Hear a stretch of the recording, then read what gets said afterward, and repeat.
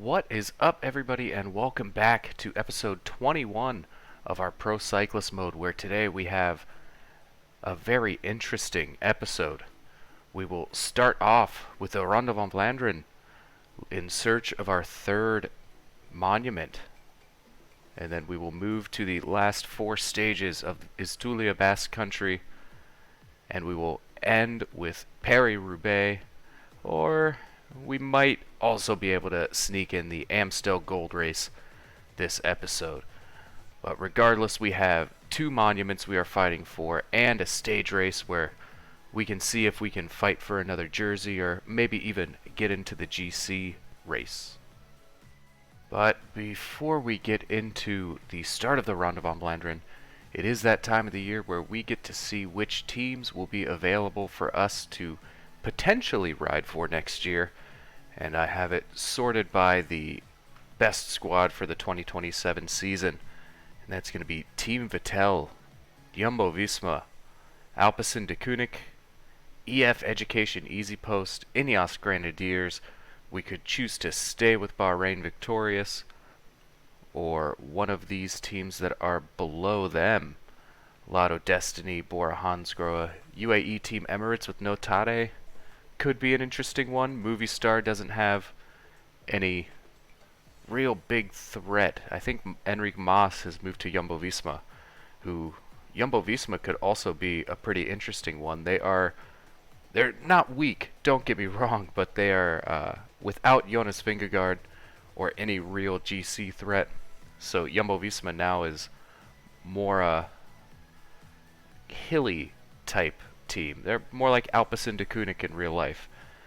But we have a lot to think about. I do like being here at Bahrain Victorious, but when Jumbo-Visma calls, I am American, so I'm a sucker for EF Education Easy Post.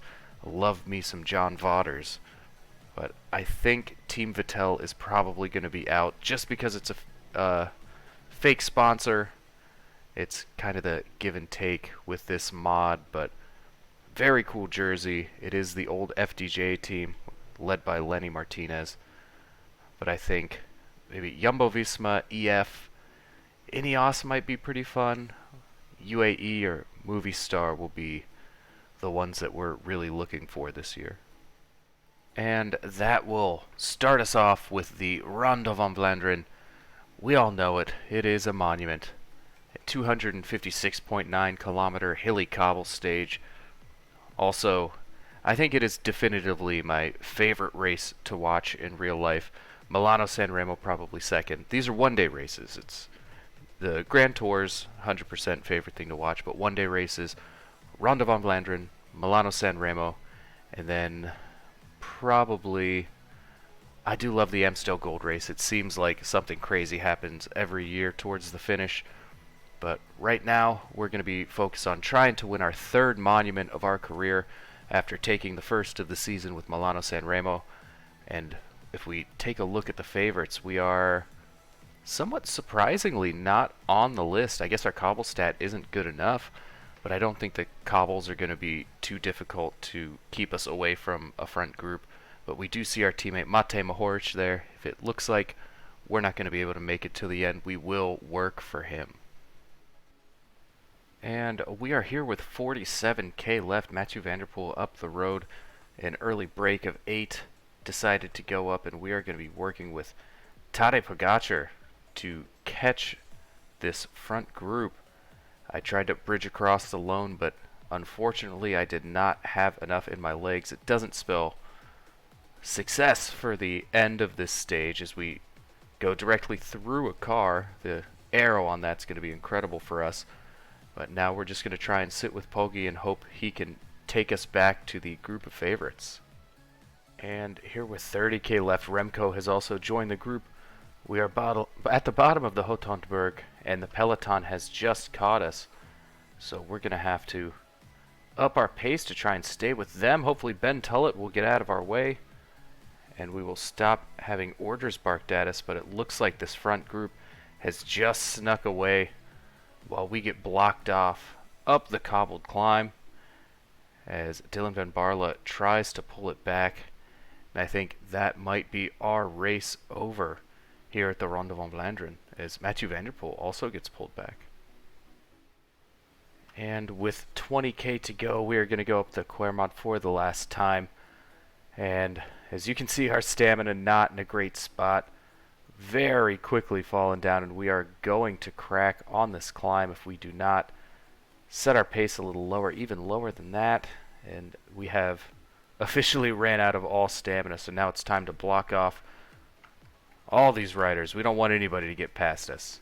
You do it to us, we're going to start doing it to you, as that group breaks away. Fortunately, we have Mohoric up there in E2, so Bahrain Victorious does have a chance of winning, but unfortunately the winner this year will definitely not be Vladimir Saracen.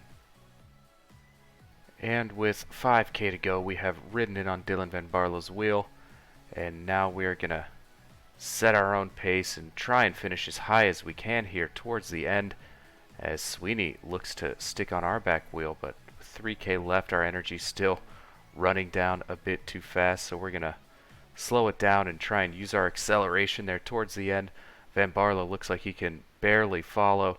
As our energy gel pops, we're going to move it up and start our sprint with about 800 meters to go, and we're going to run out just before the line. But we're going to come across the line in 26th place. And our highest placed rider for Bahrain Victorious was Matej Mohoric in 7th. And we will look to rebound quickly after the disappointing Ronde van Vlaanderen, where maybe I used a little bit too much energy too quickly. Got spooked when Van der Poel and Pogačar went up the road. But we're going to pick back up with Stage 3 of Iztulia Basque Country, a 174.9 kilometer hill stage. It's a downhill finish. It looks like we should lose the sprinters in the hills, though. So this could be one where we look to make a move. We are already 53 seconds back because of a Stage 1 time trial, so we really don't have anything to lose, and we can just go ahead and try and stage hunt here. And we are here with about 31k left to go, coming up to the Opayora? That sounds right. And we're going to look to push the pace and try and split this peloton up even more than it already is.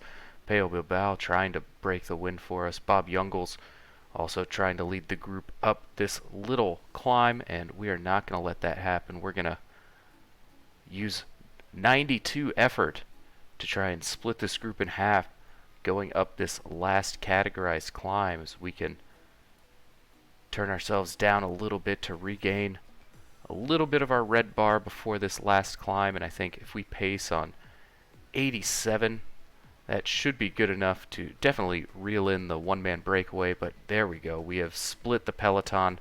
We now have a 52-second gap back to A1. So the early strategy going well for us here today on Stage 3. And with 23.2k left to go, we have split off the front with Andres Leknesson, as nobody else quite able to follow us. We're going to let Merguialde just kind of sit there, and hopefully we can take advantage of a aerodynamic or acrobatic descent. It doesn't look like that's going to be the case, so we're going to push through the flat parts and then sit off on the corners. Because right now we have about a minute 30 back to a larger group, and we still have a couple hills coming up before the finish. And with just over 15k left to go on the stage, Julian Alaphilippe has joined the group with us, and two quick-step riders in a group with just us is not going to work, so we're going to push the pace, try and keep that peloton behind us. It looks like they're about 35 seconds behind. I think 85 should be good up this hill to stay away until that last hill where we can try to attack Julian Alaphilippe, as Richard Carapaz has also joined the group, but it looks like we are in a much better spot stamina-wise. So coming down this hill, we're going to use our acrobatic descent while we can, and then sit on 75 to the start of this climb, where we can really start to ramp up the pressure. Julian Alaphilippe looks like he's mashing us right now, though. As we come up, we're going to wait for this little flat and attack up that last little section Hopefully we don't run out of our yellow bar, as the peloton has caught up with us. But we're going to go ahead and use our acceleration, try to get to the top first and get over this last little flat part. And it looks like our stamina might just not cooperate with us. We are up by about 13 seconds over a group of 5. We just need to make it over here, and we can hopefully use our acrobatic descent for a little bit and pop our energy gel, seeing as there is 4 kilometers left in the race. We're going to have to not go quite as hard. We're going to set it to 65. It looks like it's going to be inevitable that the peloton catches us. Well, maybe not if we crank it up a little bit. We do have quite a bit of red bar as the peloton looks like it's going to catch us, but with 1K left, it's a downhill sprint. Ayuso, Roglic, and ourselves. It's going to be Primož Roglic to take stage 3, followed by Juan Ayuso. And maybe we might just come across the line. We do in 3rd place. Tadej Pogačar in 4th. So overall, not a terrible end to the stage, but we really would have liked to win that one. And as we can see, after that stage, we do sit in 12th place in GC. We moved up 90 positions in the category. We're still 55 seconds behind Primož Roglic. And I don't think that's a gap we're going to be able to make up with the profile of the remaining stages. So I think it's still going to be a look and see if we can try and win one, or maybe pivot and try and win one of the jerseys, probably the Mountains jersey. And after stage 3, unfortunately, we're going to have to move to stage 5. There was a malfunction with the recording equipment, so I apologize for that, but it was a pretty uneventful stage. We're in 13th place. It was a nice flat finish. We are a minute 33 behind Alex Vlasov now, however. But stage 5 looks like it can be one where we can make up time. It is a 160.9 kilometer medium mountain stage, and that nice shallow finish looks like it could suit us pretty well if we can get over that last mountain. So we're definitely going to look to try and steal the stage win here, as this might be our best opportunity of the race. And with 20k to go, we have reached the bottom of this last mountain, the Carabieta. A 7.1 kilometer climb at 5.5%, so we're going to set our pace to 85, have Leo Hayter protect us for now, which he has done a great job all stage. And we're going to try and pull back this front group, as Leo Hayter just about to run out of energy. So we're going to switch the protection duties to Pello Bilbao as Primož Roglic decides to try and make a move. We're going to take our effort up just a little bit to try and stick with the group. It looks like it might just be a little tough. No, we're in a good spot. They just used a ton of energy, and we have Pello Bilbao leading us out. So if we don't get blocked off here, every 2 seconds it seems like, we can use our effort to get up around him as we pull back Camille Bonneau. That front group just a minute and a half behind. And now it looks like we have the stamina advantage against the rest of the riders in our group, as Pello Bilbao finally out of stamina. And we're going to set him to do his own thing as we attack this last little climb with 92 effort, and we're going to attack over the top in just about, oh well, our red bar not in a great spot, but we might as well put in a little dig, create some separation, and get down this other side with our acrobatic descent. It might not be the smart move here, but we can get a little bit of a gap on the people behind us, and it looks like our red bar is filling up quite quickly, so maybe this is the right decision, but I think that group's still so close to us behind. We're going to sit up and regain some of our red bar for this final little false flat finish. And with 5.5k left, we are back in a group with Tao Geoghegan Hart and Julian Alaphilippe. And we're going to go ahead and pop our energy gel. We can't quite go 85 all the way to the finish as the rest of this 13-man peloton catches up. And we also don't want to lead everybody out. It looks like the break is going to stay away, as we just don't have the legs to chase it down ourselves. We're going to let it go even slower, so they have to pick up the pace, and pick up the pace they do. 2.5K left. The attack's already starting to go in. We can't follow quite yet, but I think our slow pacing is going to keep us right in line with that group. Tadej Pogacar just getting up the road in front of us, and we're just going to have to slowly pace it into this finish, as the breakaway does end up winning, and that's going to be a stage win for Arjen Levens. Ben Healy coming in second place, one of our favorite riders from the Team Sky mode, Team Sky career mode. I apologize, but it looks like it is going to be a top 10 on this stage, so not terrible, and I'm going to be really interested to see where that puts us. Well, no, top 11. That's a thing now. 11th place on stage 5, and I really want to see where we're at in GC after this one. And that will move us up into 9th place in GC.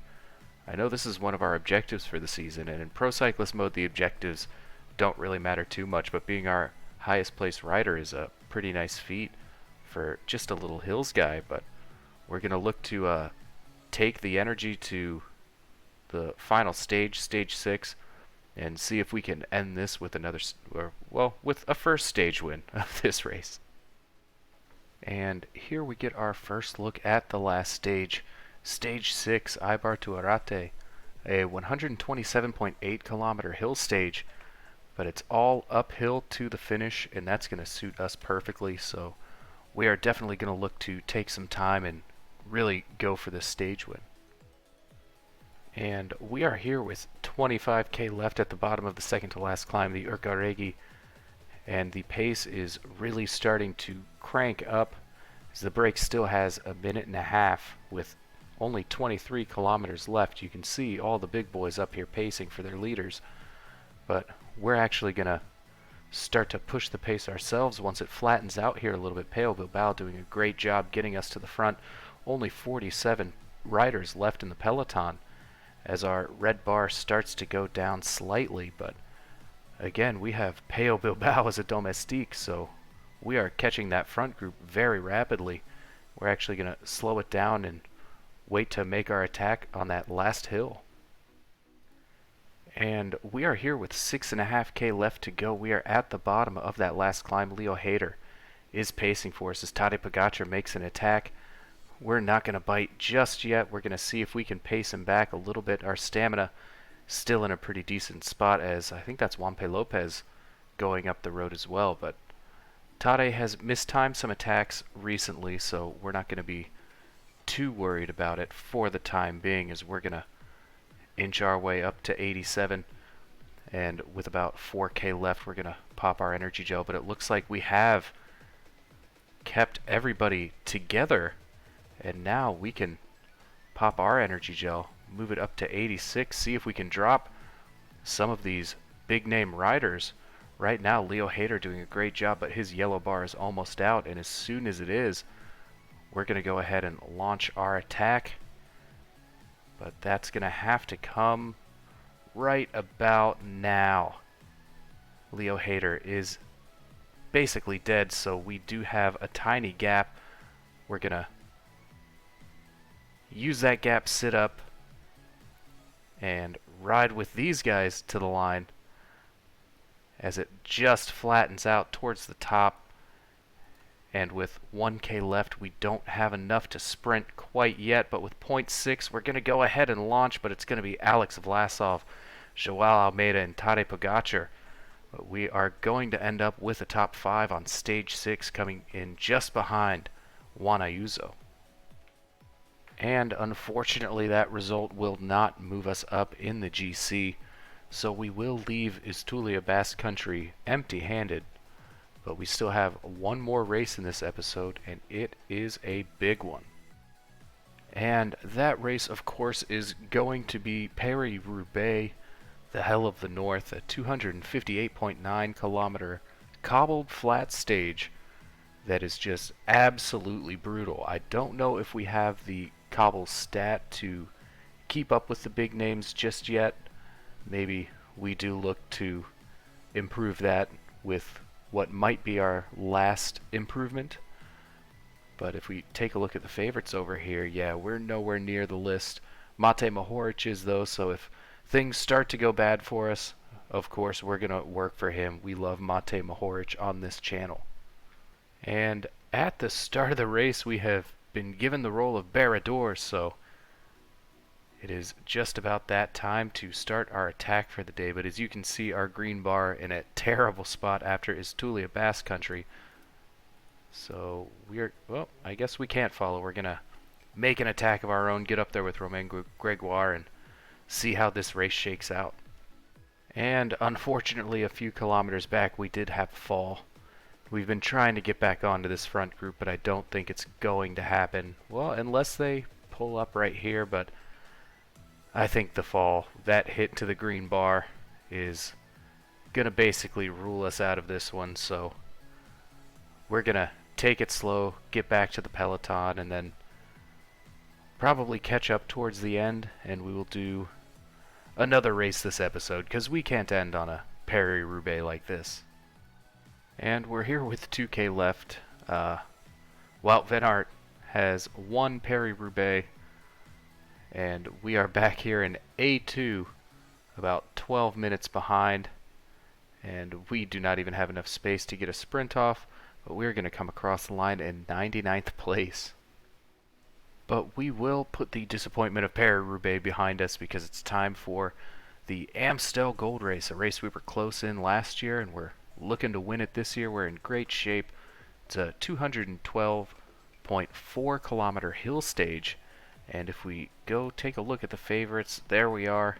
We are a one-star favorite on the same level as Benoit Cosnefroy and Primož Roglic, so we are in pretty good company, and it's going to take a decent amount of strategy for us to come out of here with a win. And we are here with 44k left to go. Mathieu van der Poel has just gone up the road. I was watching Remco and Julian Alaphilippe and completely missed the move, but it looks like he's sitting up, so that's good news for us, as he does not have any teammates with him. And right now, Filippo Zanna doing a great job of pulling them back as Gregoire and Toons try to get up the road. But we're not going to let that happen either. And now Antonio Tiberi is going to have the job to come protect us. Zanna can sit and do his own thing. But now we are just going to look to push the pace as much as we can because we are on a great day. If you can see our stats down here, we have 84 hills and 80 stamina. So we can outlast and outpace most of the rest of the group. But Tiberi right now, we're going to have to slow it down just so we don't burn him out too early. And unfortunately, with 19k to go, it looks like we have cracked. Mate Mohoric is actually going to be able to do his own thing. It looks like he just wants to sit up with us, though, as the pace was just way too high from these top riders, as we're looking to just stay with this group and get over these last hills in one piece. But Van der Poel, Pogacar, Evenepoel, everybody is already up the road, and I think that is going to be the end of our Amstel Gold Race hopes, as I just don't see any way to bring our stamina back before that finish. And with 1.5k left, we're going to go ahead and start our sprint, as we are back here in A3, only about 2 minutes behind the leaders, but still. Quinn Simmons takes the Amstel Gold Race. Mate Mohoric ends up finishing second, with Julian Alaphilippe close behind, as we come across the line in 37th place, as the tiredness finally looks like it's caught up to us. And that will bring to an end what turned out to be a pretty annoying episode, in all honesty, for me personally. I really thought we would get something from that Amstel Gold Race there, but the tiredness just a little bit too high. There are plenty of chances at redemption in the next episode with La Flèche Wallonne, Liège-Bastogne-Liège, Eschborn-Frankfurt, which we probably won't show, but a couple stages of the Dauphiné, as always, it is tradition, and the Czech National Championships, where we look to try and get our third national championship, even though I don't know if that's going to be possible with our reputation these days. But I wanted to say thank you again for all of your support on the videos. It means the world. And if you liked the content, please feel free to subscribe or leave a like. I try to upload one episode of this series during the week and one episode of our Team Sky career mode every weekend. But for now, say thank you, and I'll see you later.